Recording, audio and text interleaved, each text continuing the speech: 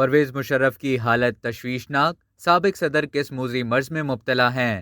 سابق صدر پرویز مشرف کی موت کے حوالے سے خبروں کے گردش میں آنے کے بعد اہل خانہ نے طبیعت کے حوالے سے بتا دیا۔ اہل خانہ کی جانب سے جاری بیان میں وضاحت کی گئی ہے کہ پرویز مشرف وینٹیلیٹر پر نہیں ہیں، تاہم وہ مشکل ترین مرحلے سے گزر رہے ہیں۔ اہل خانہ نے ان کے لیے دعاؤں کی اپیل بھی کی ہے۔ پیغام میں یہ بھی کہا گیا کہ وہ اپنی بیماری ایملوئیڈوسس کی پیچیدگی کی وجہ سے پچھلے 3 ہفتوں سے ہسپتال میں داخل ہیں۔ وہ ایک مشکل مرحلے سے گزر رہے ہیں جہاں صحت یابی ممکن نہیں اور ان کے اعضاء بھی خراب ہو رہے ہیں۔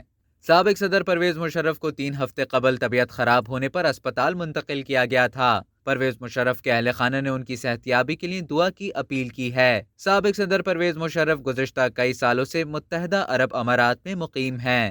اب تک کے لیے اتنا ہی۔ مزید خبروں اور نیوز اپڈیٹس کے لیے ڈیلی جنگ کو سبسکرائب کرنا نہ بھولیے۔